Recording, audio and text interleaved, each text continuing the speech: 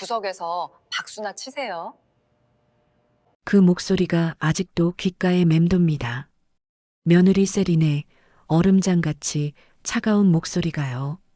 그날은 제 아들 재민이의 다운그룹 신임 사장 취임식이 열리던 날이었는데 초대장이 집으로 배달됐을 때 저는 가슴이 벅차올랐습니다.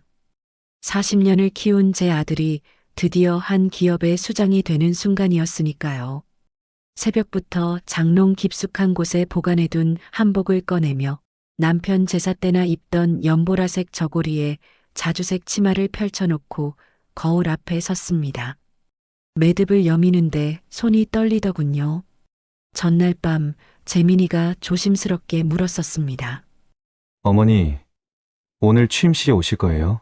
그럼 당연히 가야지. 우리 아들 큰일 치른 날인데. 그게 세린이가 자리 배치 때문에 좀 고민이 많아서요. 재민이의 목소리가 점점 작아지는 걸 느끼며 저는 애써 밝은 목소리로 대답했습니다. 괜찮아. 엄마는 어디 앉아도 좋으니까 걱정 마라. 전화를 끊고 나서도 가슴 한편이 무거웠지만 괜찮다고 이해한다고 스스로를 다독이며 그날 밤을 보냈습니다. 취임식장에 도착했을 때 현관 입구부터 화려한 꽃장식이 눈부시게 펼쳐져 있었고 로비에는 정장 차림의 사람들이 가득했습니다. 저는 핸드백을 꼭 쥐고 안내 데스크로 향했는데 안내 직원이 명단을 확인하며 물었습니다. 성함이 어떻게 되세요? 정혜월입니다. 아, 잠시만요. 직원이 무전기로 누군가를 부르자 곧 세린이 나타났습니다. 샤넬 트위드 재킷에 하이힐을 신은 그녀는 저를 보자마자 인상을 찌푸렸고요. 어머님, 여기서 뭐 하세요? 안내도 안 받고 초대장 받아서 왔는데. 아, 그거요? 그냥 형식상 보낸 거예요. 어머님 같은 분이 이런 자리에 오시면 좀. 세리는 말끝을 흐리며 주변을 둘러봤고 사람들의 시선이 느껴졌습니다. 재민이가 보고 싶어서 왔단다. 사장님은 지금 엄청 바쁘세요. 어차피 행사 끝나고 집에서 보실 건데 굳이 여기까지. 그래도 이미 왔으니까. 제 목소리가 어느새 떨리고 있었고 세리는 한숨을 푹 내쉬더니 안내 직원에게 뭐라 속삭였습니다. 그리고는 저를 돌아보며 차갑게 말했습니다. 좋아요. 그럼 구석 자리에 앉아 계세요. 박수나 치시면서요. 대신 행사 중에 돌아다니시면 안 돼요. 알죠? 말을 마친 세리는 하이힐 소리를 또각또각 울리며 사라졌습니다.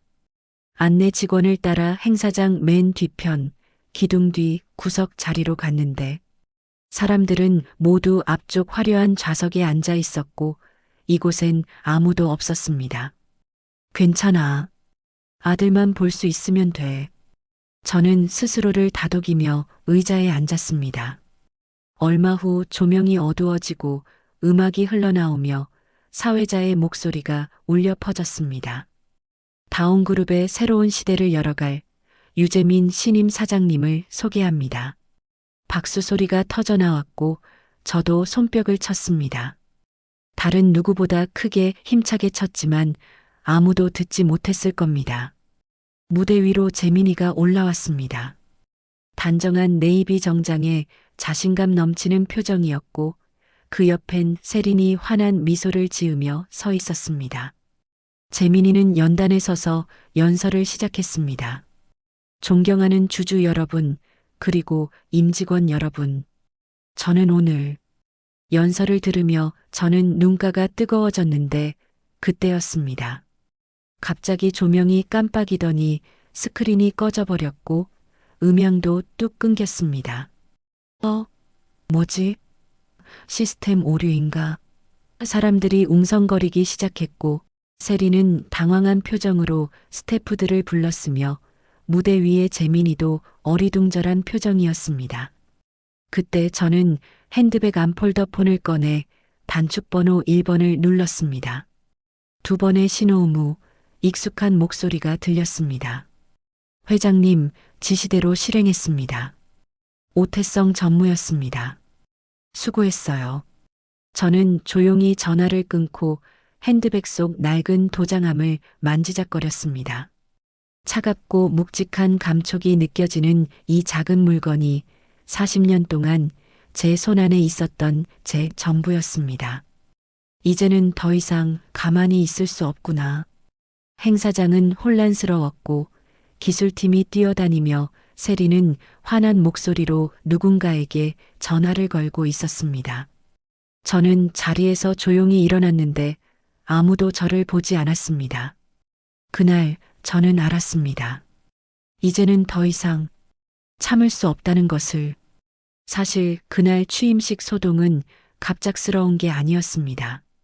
모든 건 한 달 전부터 시작됐는데 그날 저는 집에서 다운그룹 관련 서류를 정리하고 있었습니다. 남편이 돌아가신 후 재민이에게 경영은 맡겼지만 주요 서류만큼은 제가 직접 확인하는 습관이 있었거든요. 그러다 이상한 걸 발견했습니다. 자회사 자금 이체 승인서에 제 도장이 찍혀 있었는데 뭔가 달랐습니다. 도장 모서리에 미세한 깨짐이 보이지 않았거든요.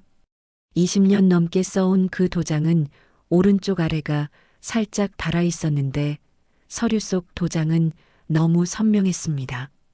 내가 찍은 게 아니야. 가슴이 철렁 내려앉으며 서류를 더 뒤적였더니 비슷한 서류가 3장 더 나왔습니다.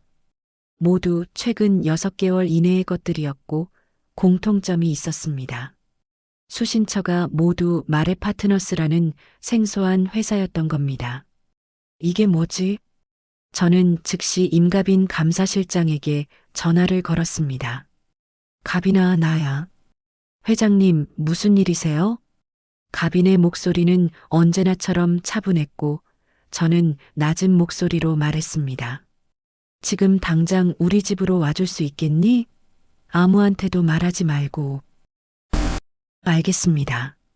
30분 안에 도착하겠습니다. 가빈은 20년 전 제가 장학금을 준 학생이었습니다. 아버지를 일찍 여의고 어머니 병수발을 하면서도 학업을 포기하지 않았던 그 아이가 대학 졸업 후 다운그룹에 입사했고 지금은 감사실을 총괄하고 있었습니다. 정직하고 원칙적인 그 아이라면 믿을 수 있었습니다. 30분 후 가빈이 도착했고 저는 서류를 보여주며 말했습니다. 이 서류들을 봐. 그리고 이 회사, 마레 파트너스에 대해 조사해줘. 철저히. 가빈은 서류를 꼼꼼히 살펴봤고 안경 너머로 그녀의 눈빛이 날카로워지는 게 보였습니다. 회장님, 이건 도장이 위조됐어. 내가 확실해. 즉시 조사하겠습니다. 시간이 좀 걸릴 수 있습니다. 괜찮아. 정확한 게 중요하니까. 그리고 가빈아. 저는 그녀를 똑바로 바라보며 천천히 말했습니다. 이 일은 너와 나 그리고 오 전무만 알아야 해. 알겠지? 네, 회장님. 명심하겠습니다. 가빈이 떠난 후 저는 창밖을 바라봤습니다. 정원에 심은 목련나무가 바람에 흔들리고 있었고 제발 제 착각이길. 속으로 빌었지만 가슴 한편에선 이미 알고 있었습니다. 이건 단순한 실수가 아니라는 것을요. 나흘 후 가빈이 다시 찾아왔을 때 그녀의 표정이 심상치 않았고 손에는 두툼한 파일이 들려 있었습니다. 회장님, 앉아 계세요. 지금부터 말씀드릴 내용이 충격적일 수 있습니다. 가빈의 목소리가 떨렸습니다. 나흘 후 가빈이 가져온 파일 속에는 상상조차 못한 진실이 담겨 있었습니다. 가빈이 펼친 파일 속에는 증거 자료들이 빼곡했습니다. 은행 거래 내역서, 계약서, 이메일 캡처, 그리고 녹음 파일까지요. 마레 파트너스는 실체가 없는 유령 회사입니다. 대표는 장태호, 사모님의 대학 후배로 확인됩니다. 가빈의 설명이 이어지며 서류가 넘어갔습니다. 지난 6개월간 총 370억 원이 이 회사로 빠져나갔습니다. 그리고 이 돈은 곧바로 해외 계좌로 이체됐고요. 해외 계좌? 네. 싱가포르와 스위스입니다. 명의는 배진수라는 금융 브로커인데요. 배진수? 그 이름은 들어본 적이 있었습니다. 재민이가 몇 번 언급했던 세린의 재무자문을 맡고 있다는 그 사람이었습니다. 배진수는 과거 횡령 사건에 연루된 전력이 있습니다. 기소유예로 끝났지만요. 그럼 세린이가 말을 잇지 못하는 저를 보며 가빈이 조심스럽게 입을 열었습니다. 회장님, 더 심각한 게 있습니다. 가빈이 노트북을 켜서 오디오 파일 하나를 재생했습니다. 처음엔 잡음만 들리다가 익숙한 목소리가 들려왔는데 세린의 목소리였습니다. 그 노망난 늙은이가 뭘 알겠어? 도장 찍으라면 찍고 서류 보라면 보는 것도 귀찮아 하잖아. 가슴이 쿵 내려앉았고 또 다른 남자 목소리가 들렸습니다. 배진수였습니다. 그래도 조심해야죠. 혹시 눈치라도 채면. 눈치? 지금까지 단 한 번도 의심한 적 없어. 나한테 경영은 관심도 없다고. 그럼 다음 단계로 넘어가죠. 요양원은 알아보셨고요? 응. 서울 외곽에 괜찮은 곳 있더라. 거기 보내고 나면 모든 서류에 내 맘대로 도장 찍을 수 있어. 숨이 막혔습니다. 요양원. 그들은 저를 요양원에 보낼 계획이었던 겁니다. 하지만 진짜 충격은 그 다음이었습니다. 세 번째 목소리가 들렸는데 재민이었습니다. 제 아들의 목소리였습니다. 그래도 엄마한테 미안하긴 해. 미안하긴 뭐가 미안해. 당신 엄마가 뭘 해줬는데? 돈만 쥐고 있으면서 경영엔 하나도 신경 안 쓰잖아.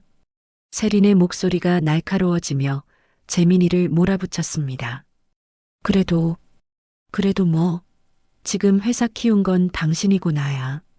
노인네 손에 권한 쥐어줘봤자 시대에 뒤떨어진 결정만 하잖아. 알았어. 당신이 알아서 해. 재민의 목소리는 힘없이 동의했고 녹음이 끝났습니다. 저는 그 자리에 얼어붙었습니다. 재민이까지. 가빈이 조심스럽게 입을 열었습니다. 회장님, 괜찮으세요?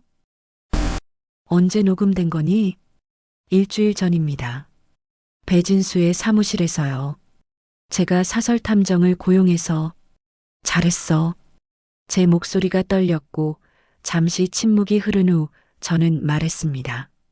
그리고 가빈아, 이 녹음 파일에서 재민이 목소리 부분만 삭제해줘. 네. 하지만 사장님도 공모자로. 알아. 그래도 난 내 아들의 목소리만큼은 세상에 공개할 수 없어. 가빈은 말없이 고개를 끄덕였습니다.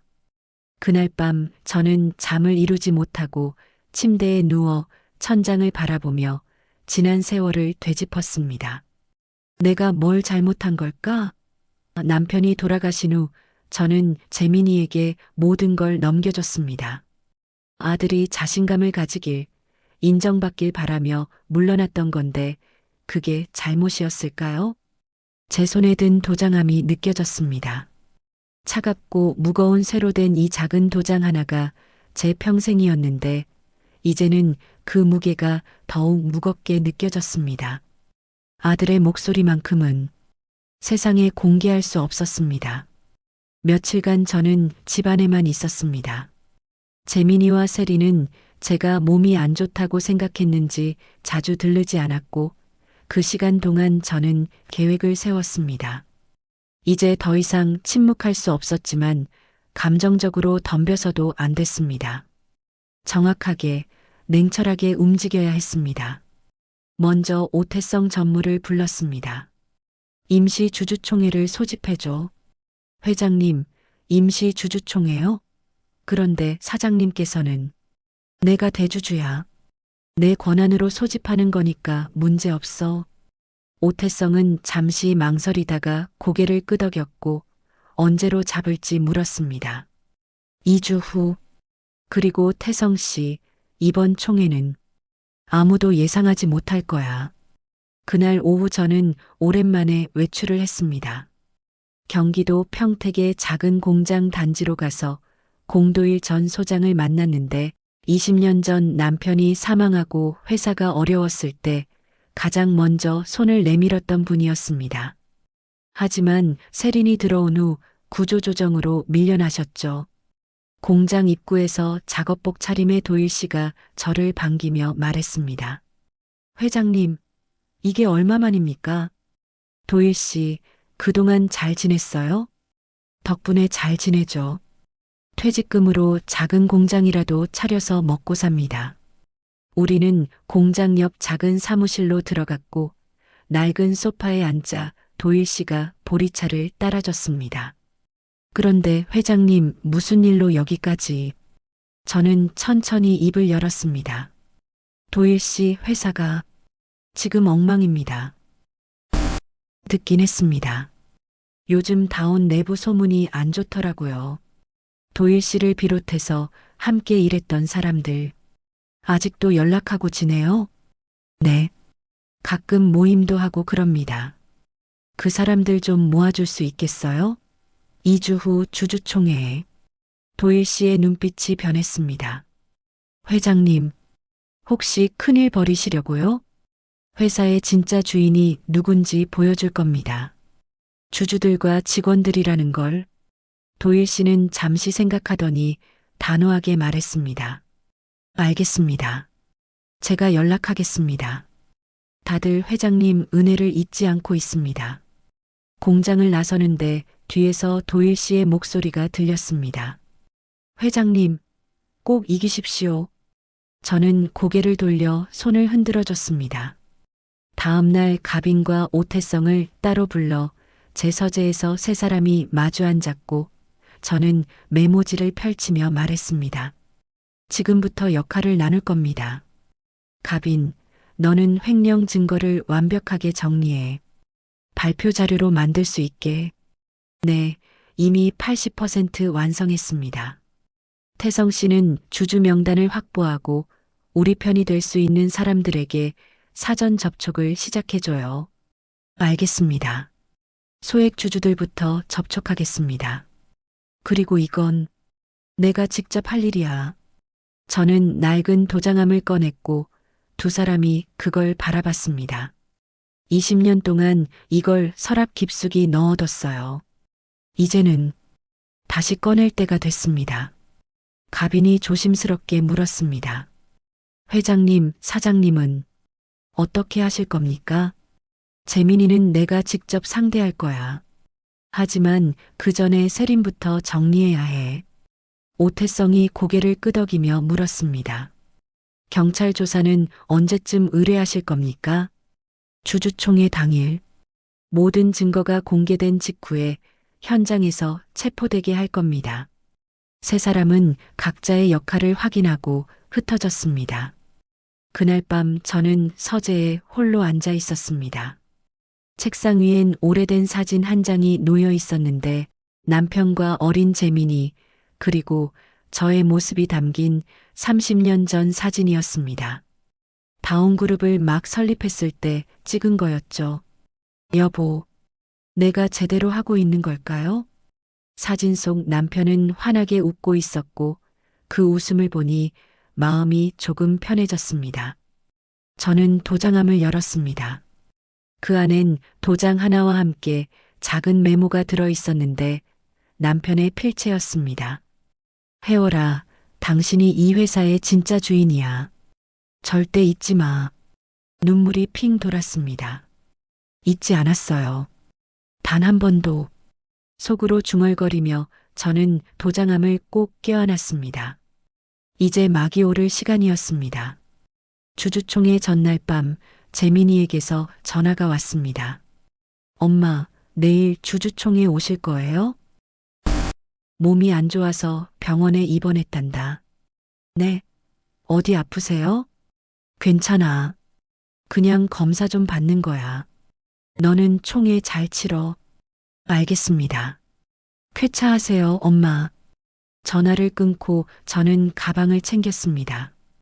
검은색 정장, 펄 목걸이, 그리고 도장함을 넣으며 거울을 봤는데 낯선 제 모습이 보였습니다. 20년 만에 다시 입는 사장 시절의 옷이었죠. 이제 시작이야. 다음 날 아침 주주총회장인 다온그룹 본사 20층 대회의실엔 이미 100여 명의 사람들이 모여 있었습니다. 세리는 무대 위에서 화려한 프레젠테이션 자료를 준비하고 있었고 재민이는 앞줄에 앉아 긴장한 표정이었습니다. 오늘 주주총회를 시작하겠습니다.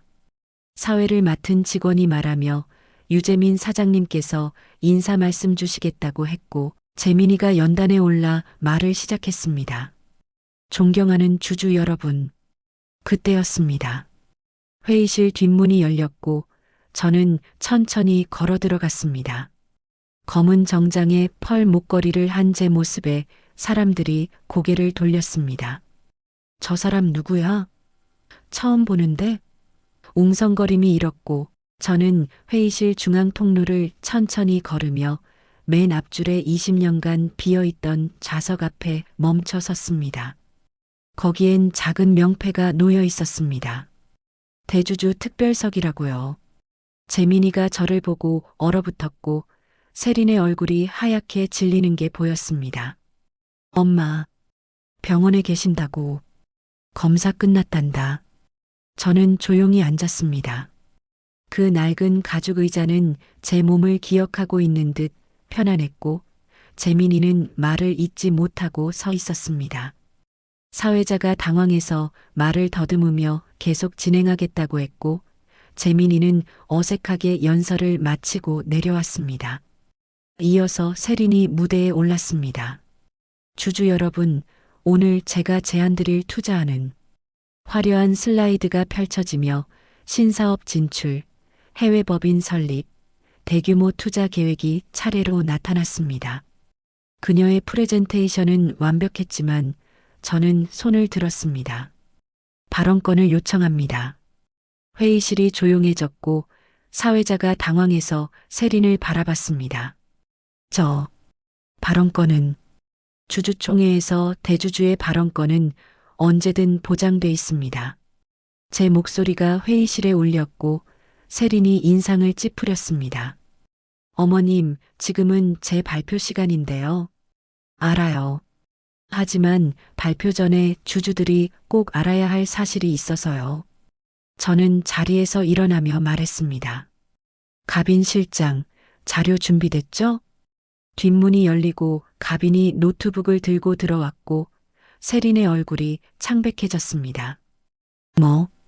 뭐 하시는 거예요? 감사실 조사 결과를 공개하려 합니다.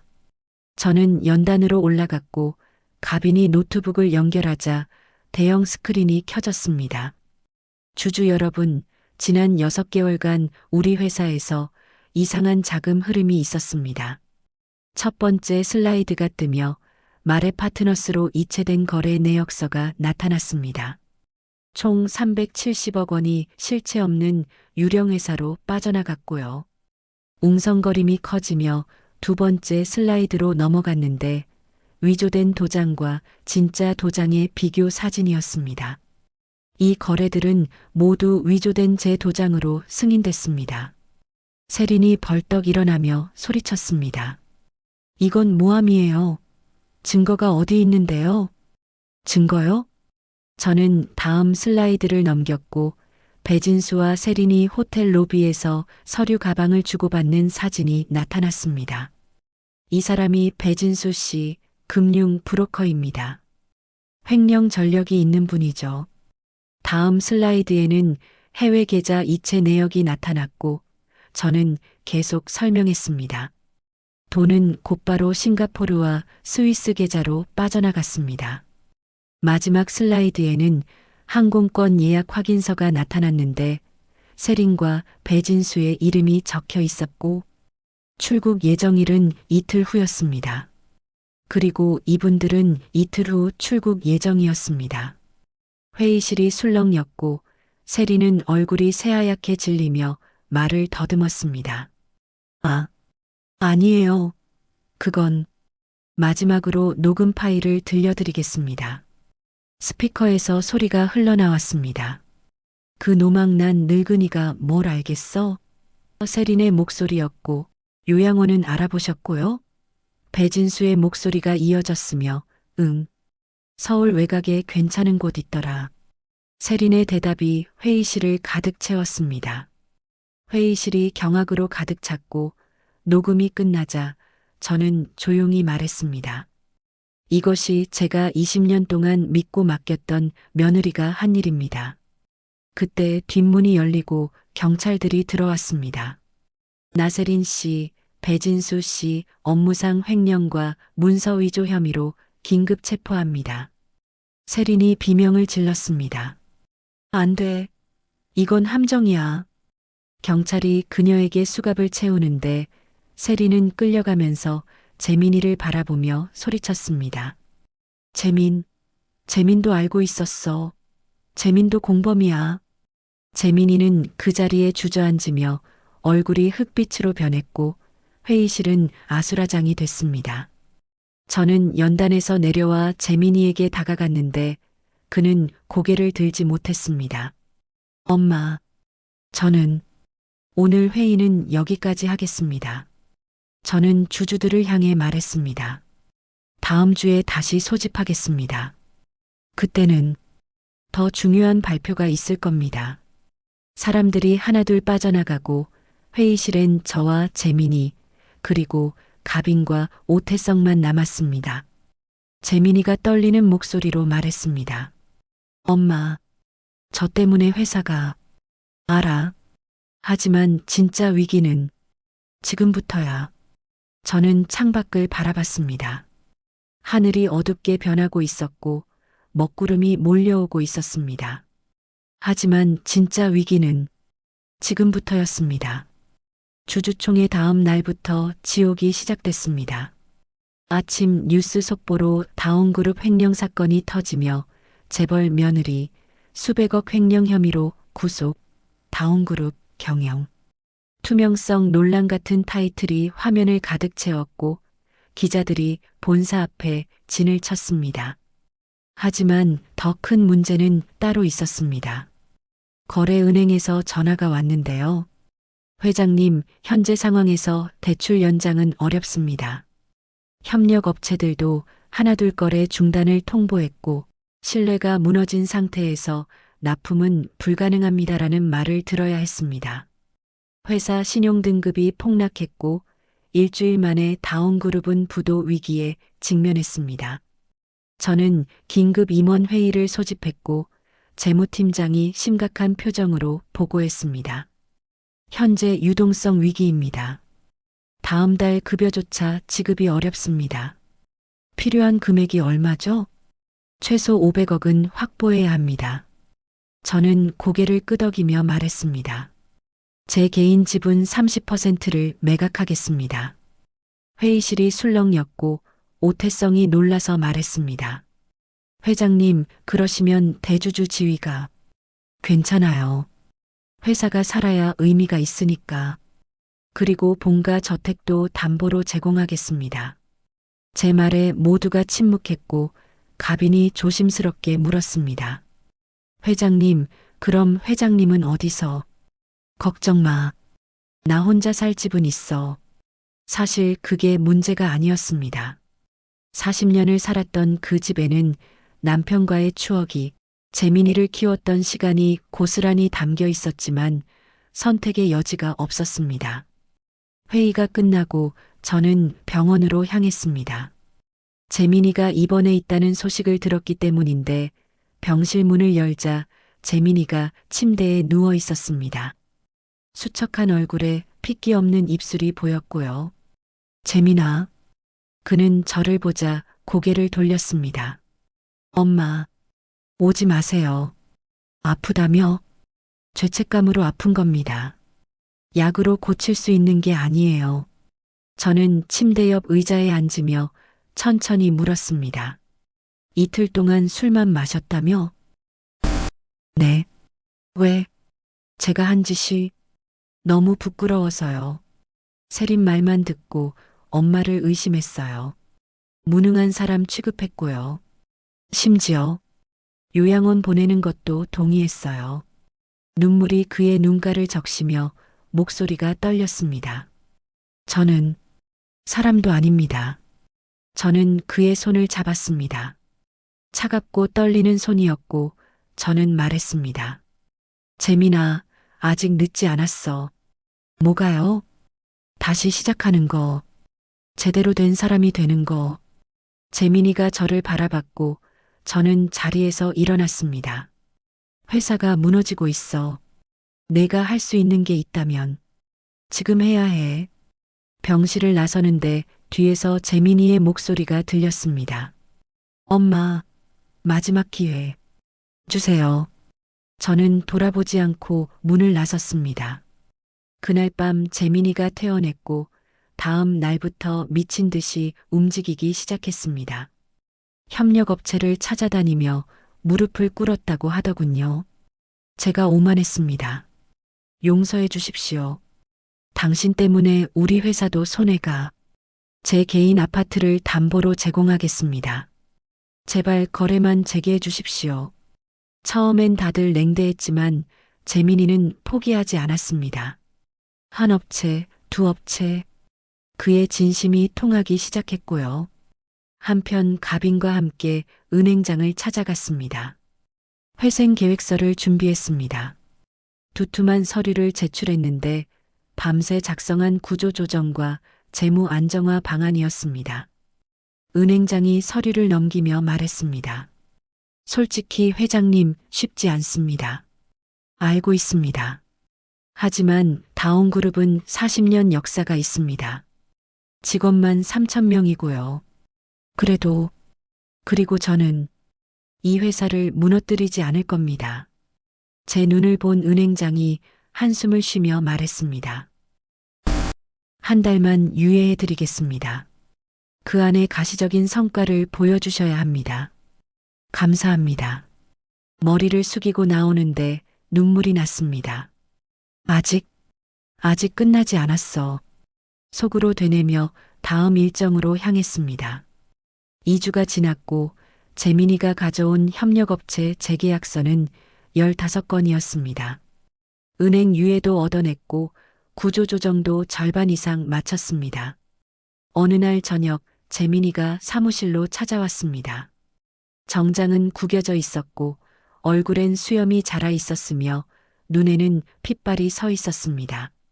엄마, 왔니? 죄송합니다. 진작에 이렇게 했어야 했는데.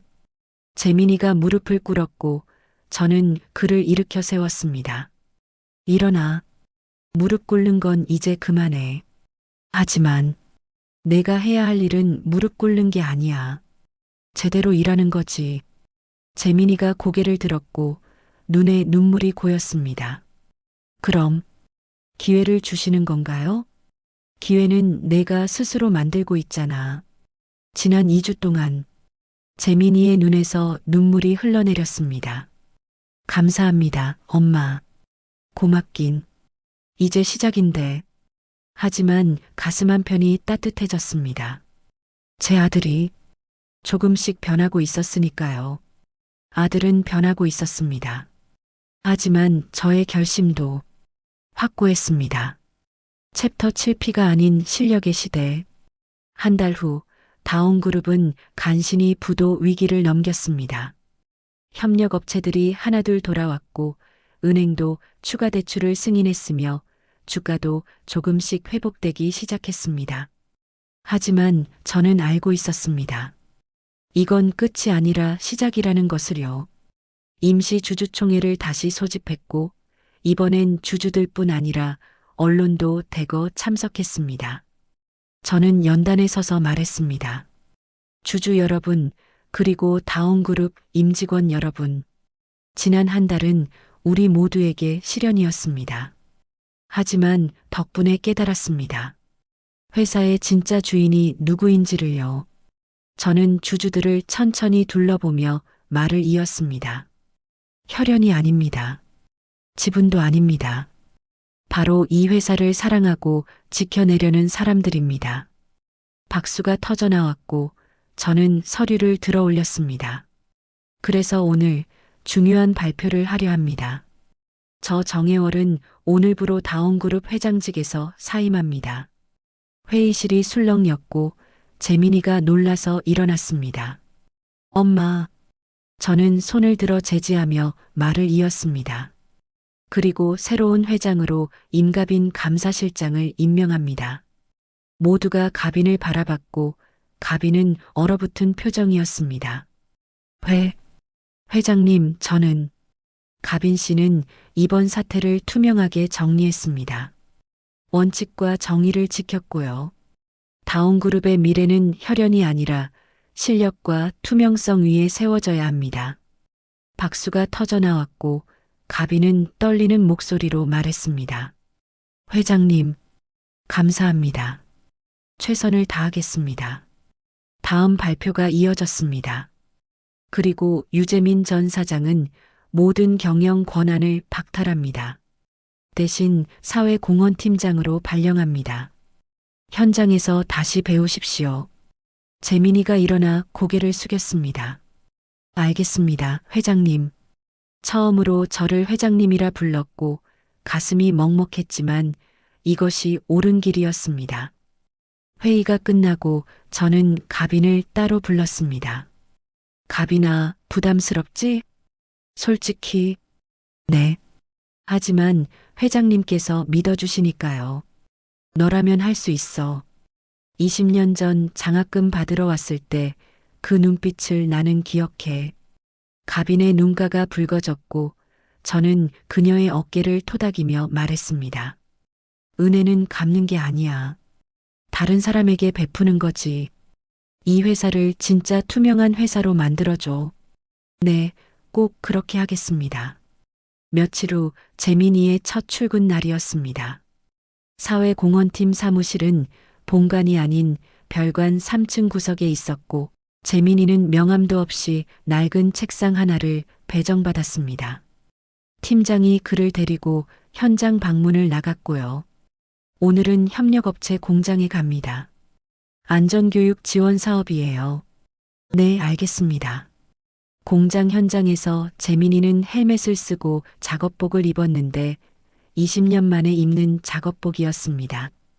예전엔 시차로운 사장님이었지만 지금은 그냥 유재민 팀장이었죠. 야, 신입. 저기 자재 좀 옮겨. 현장 반장이 소리쳤고 재민이는 잠시 멈칫하다가 달려가며 대답했습니다.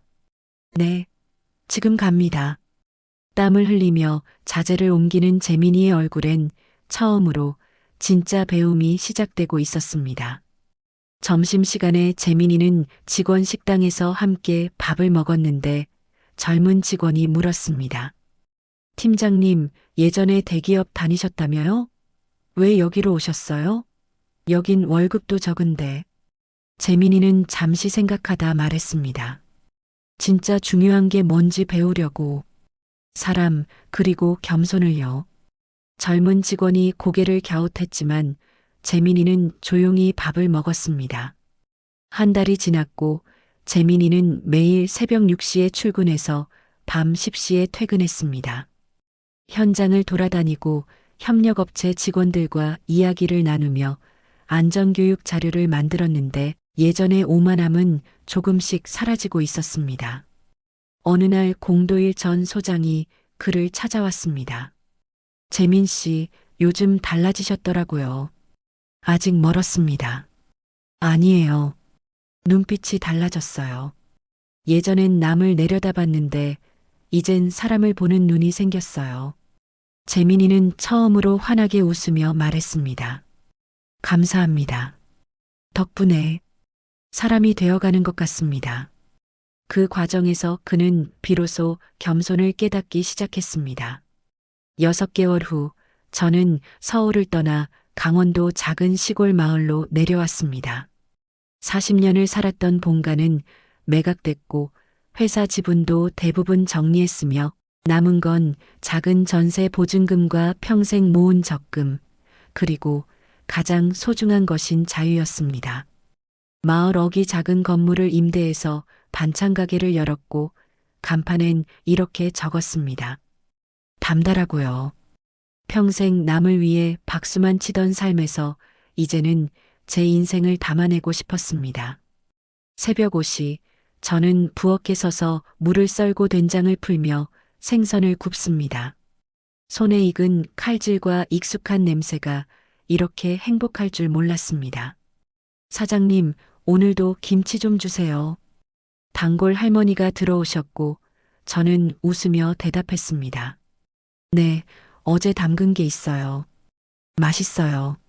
사장님 김치가 이 동네에서 제일이야. 과찬이세요.